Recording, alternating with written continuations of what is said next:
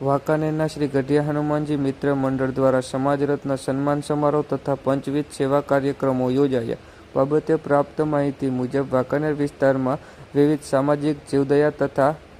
પર્યાવરણલક્ષી સેવાકીય પ્રવૃત્તિઓ સાથે સંકળાયેલ શ્રી ગઢિયા હનુમાનજી મિત્ર મંડળ દ્વારા આજરોજ શનિવારે બપોરે 12 વાગ્યે વાંકાનેરની ભાટિયા સોસાયટી ખાતે આવેલ શ્રી ગંગેશ્વર મહાદેવ મંદિર ખાતે સમાજ રત્ન સન્માન સમારોહ તથા પંચવિધ સેવા કાર્યક્રમોનું આયોજન કરવામાં આવ્યું હોય, જેમાં વાંકાનેર પંથકમાં ચાલતી વિવિધ સામાજિક અને જીવદયા પ્રવૃત્તિઓમાં સેવા આપતા કાર્યકર્તાઓ તથા સંગઠનોને સન્માનિત કરવામાં આવ્યા હતા. આ સાથે જ વાંકાનેરના પ્રખર સમાજસેવી તથા ગુજરાત વ્યાપાર સેલ ભાજપના સદસ્ય શૈલેષભાઈ ઠક્કરના જન્મદિવસ નિમિત્તે પંચવિધ સેવા કાર્યક્રમોમાં પ્રથમ વૃક્ષારોપણ, ધ્વજા પૂજન, સંતો મહંતોના આશીર્વચન તથા તેમના સન્માન,